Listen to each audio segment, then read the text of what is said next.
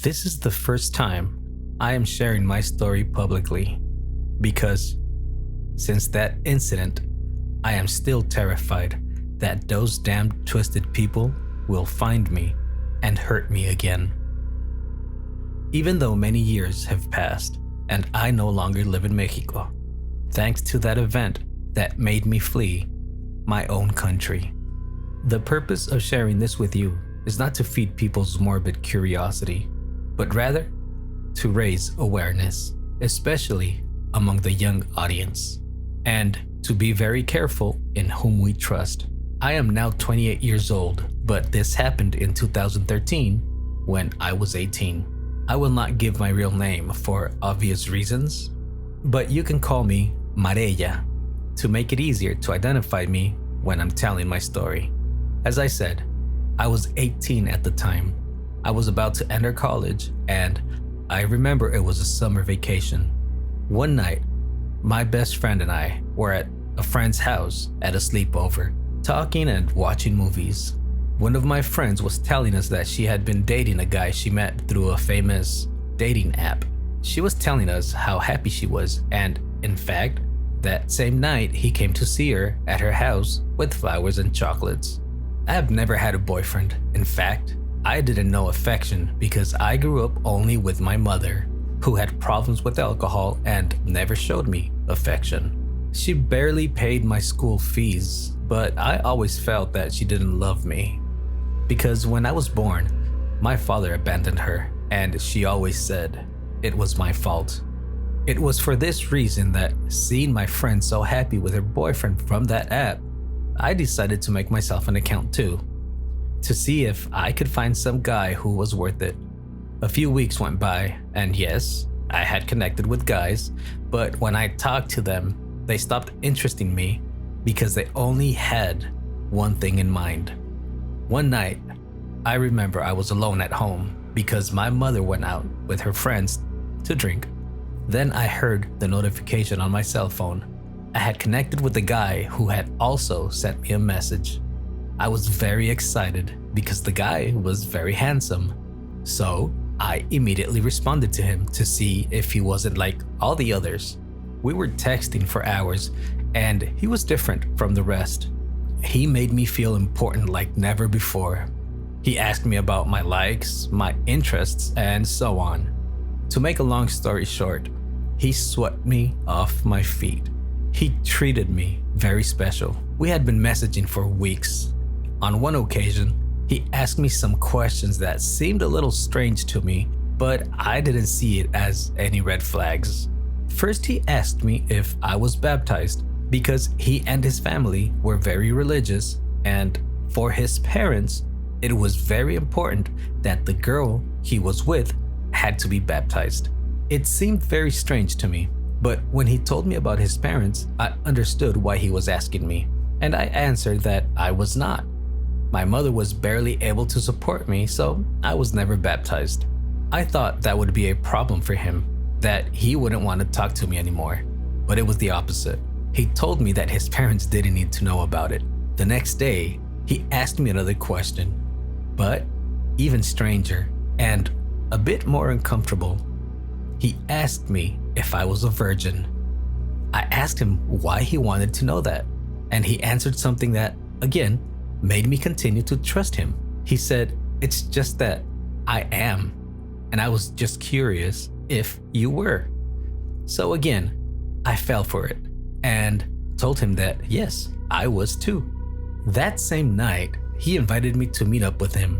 He told me that his parents had a country house where they went every summer, that they always had cookouts and enjoyed nature and the beautiful scenery. The house was about 2 hours from the city.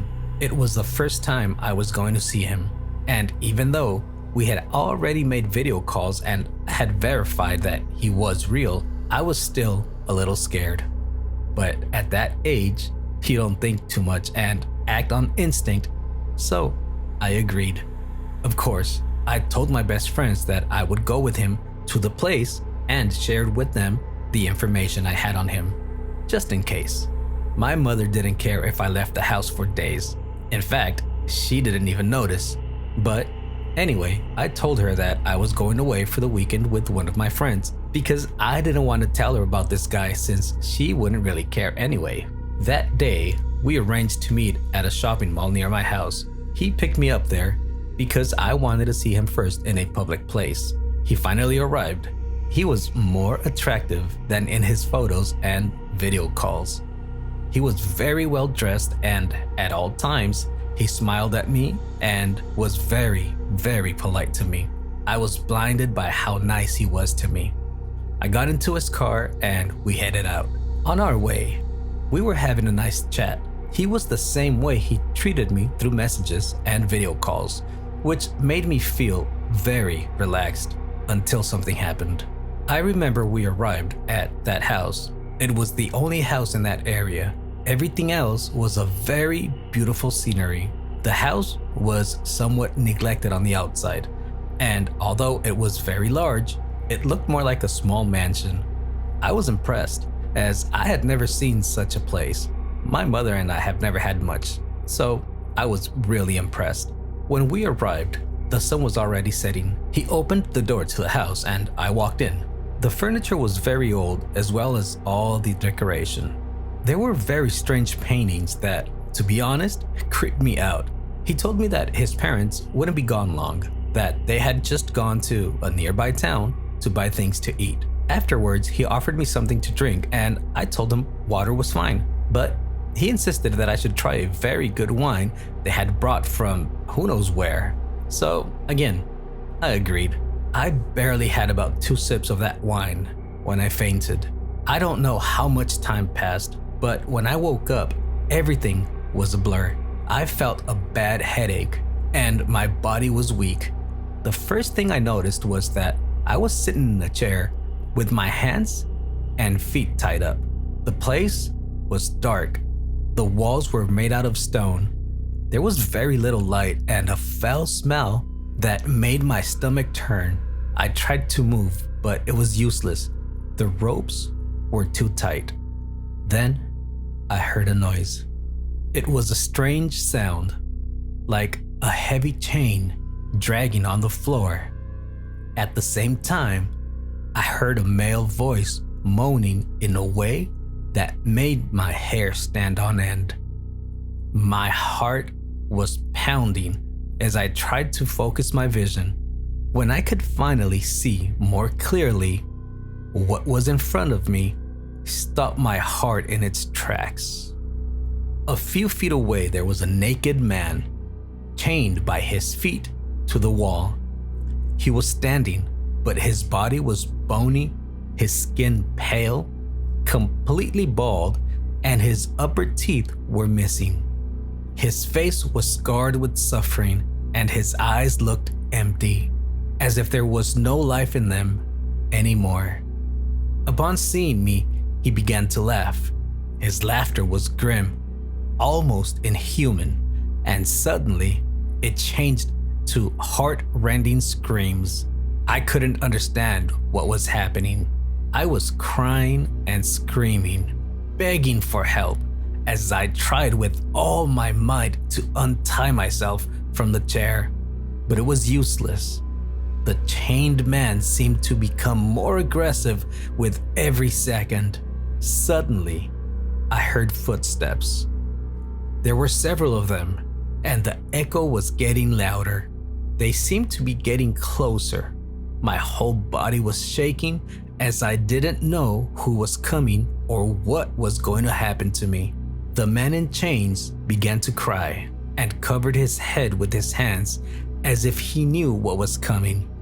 Finally, a group of men entered the place. They all wore black cloaks and masks covering their faces. None of them said a word. I, in tears, asked them what they wanted from me, who they were, and where was the guy who had brought me there, but no one answered. 2 of them lifted me up, chair and all, carrying me to the center of the room. They placed me there while the rest formed a circle around me. Then, another man came in. His clothing was different, more fancy. He seemed to be the leader, for all the others knelt at the side of him, bowing their heads to the floor as if in worship. This man carried something in his hands, the open body of a pig. He placed it on my legs. Fear and disgust came over me in a way I cannot describe. I cried and I begged not to be hurt, but no one listened to me. The leader began to recite prayers in a language I did not understand, while the others shouted a single word in sync. That word echoed through the place as if it were part of a ritual. Suddenly, the leader took a cup, filling it with the pig's blood. He forced me to drink it. I tried to resist, but it was useless. Then, with a knife, he made a cut in my arm, and each of the men in the circle came forward to drink my blood. The terror I felt at that moment is something I will never forget. I understood that I was in the hands of a cult and probably wouldn't get out of there alive. After that, the lights went out. I felt an icy wind rush through the place, even though there were no windows or any source of air. Everyone started shouting that same word they had repeated before. The atmosphere was so heavy and grim that I felt like I was going to faint. That's when I heard something different. Footsteps. But this time, they were not human. They were heavy, as if something big and monster-like was approaching. The man in chains began to scream in a heart-rending way. I knew something horrible was coming. My heart was beating so fast, I felt like I was going to faint again. I closed my eyes and began to pray silently. It was the only thing I could do.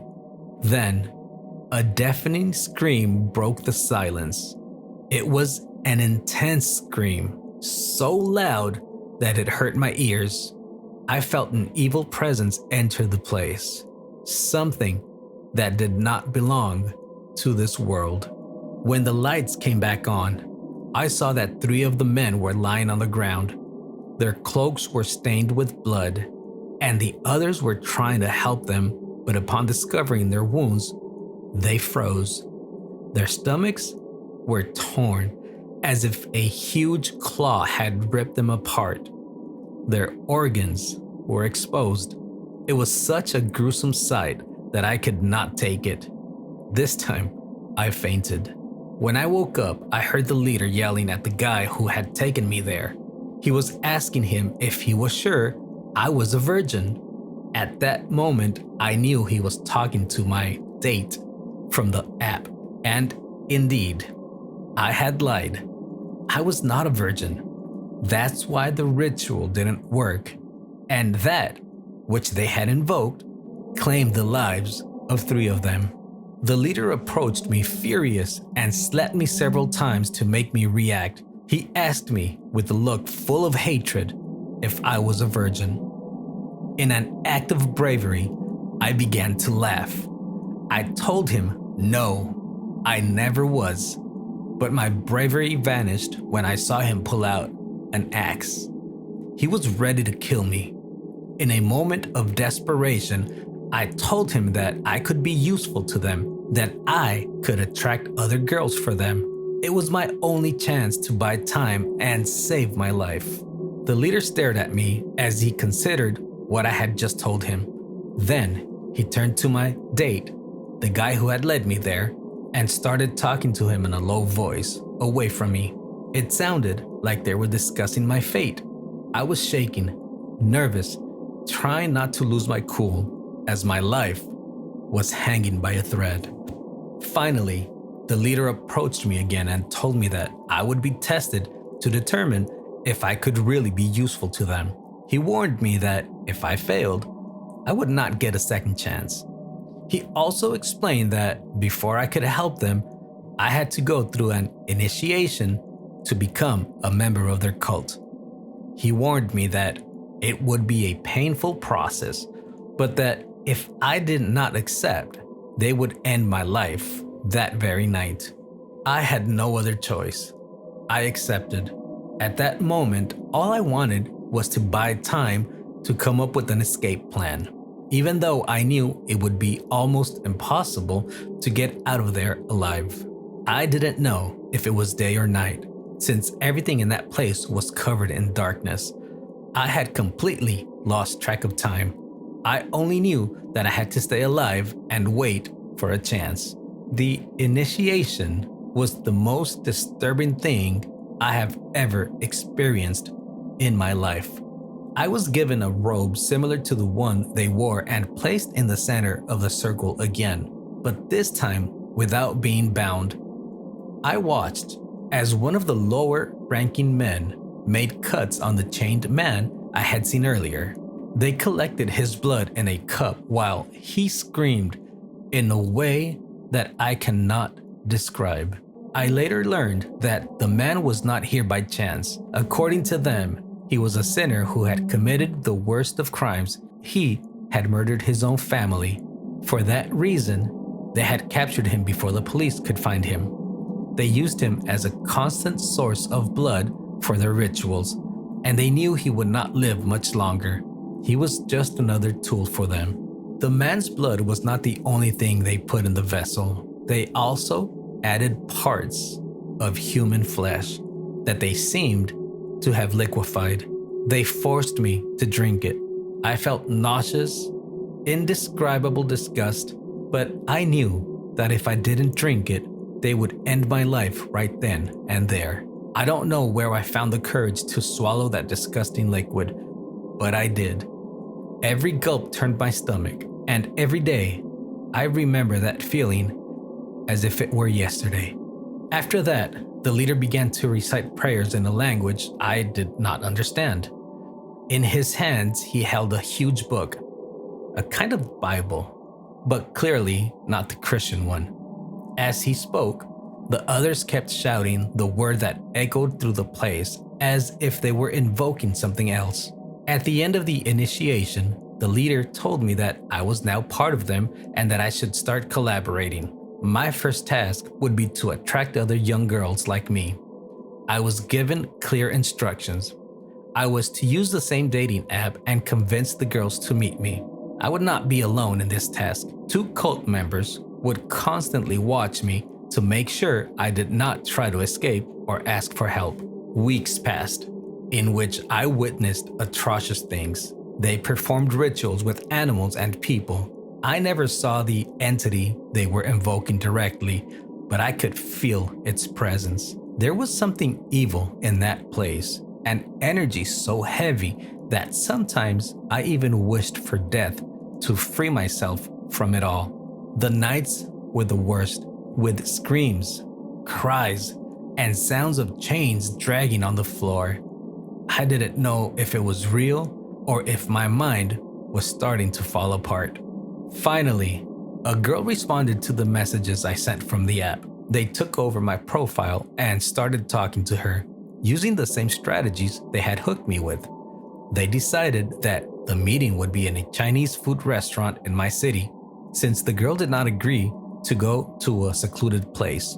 Although they didn't like the idea, they had to accept her conditions. That day, for the first time in weeks, I left that place where I was being held captive. Seeing daylight again filled me with a hope I hadn't felt in a long time.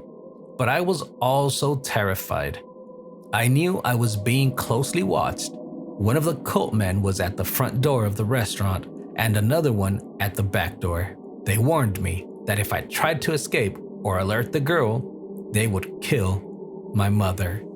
I went into the restaurant with my heart in my throat. There was the girl, waiting for me. I approached, faking a smile, and we greeted each other. She seemed excited to meet me, but I knew I had to act fast. With a fake smile, I said, "Please, don't stop smiling. Keep acting like everything is normal. But we are in danger." Her face instantly changed. Although she kept smiling, I could see the concern in her eyes. I asked her to take her cell phone and text a family member, asking her to call the police. I also told her to text one of my friends asking her to get my mother and take her to her house. The girl, although terrified, did exactly as I asked. Meanwhile, we kept pretending to laugh and chatted as if everything was fine. She handled the situation with incredible courage for her age. Thanks to her, and before long, 3 patrol cars arrived at the restaurant. When I saw the cops' lights, I turned to the cult man who was watching me from inside, but he was gone. He had run away. I told the police everything, but sadly, they did nothing. They said they did not have the resources to confront the cult and that my life was in danger if I stayed in Mexico. The officer who took care of me recommended that I leave the country with my family. He told me that if I stayed, those people would surely come back for me. It was devastating to hear that. I felt completely unprotected, as if my life had no value to the authorities. All I could think about was my mother and how to protect her. An officer offered to drive me to my best friend's house where my mother was also staying. When I arrived, my mother ran to hug me. For the first time in my life, she told me she loved me. That moment was an indescribable relief in the midst of all the nightmare I had lived through. My best friend's father had contacts up north.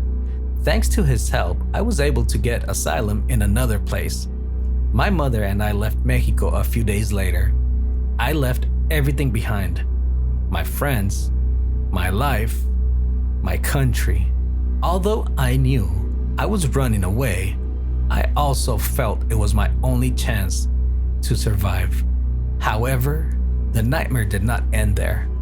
Even after I left the country, the after effects of what I experienced followed me.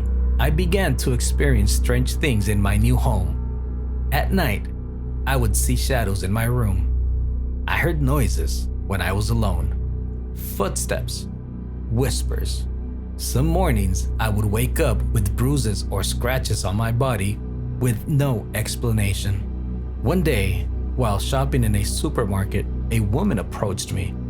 She had a worried expression and said to me, "You have something very bad stalking you. You carry it with you. You need to do something soon, or this could end in tragedy." She explained that she was a Santeria practitioner and that she could help me. Desperate, I accepted her help.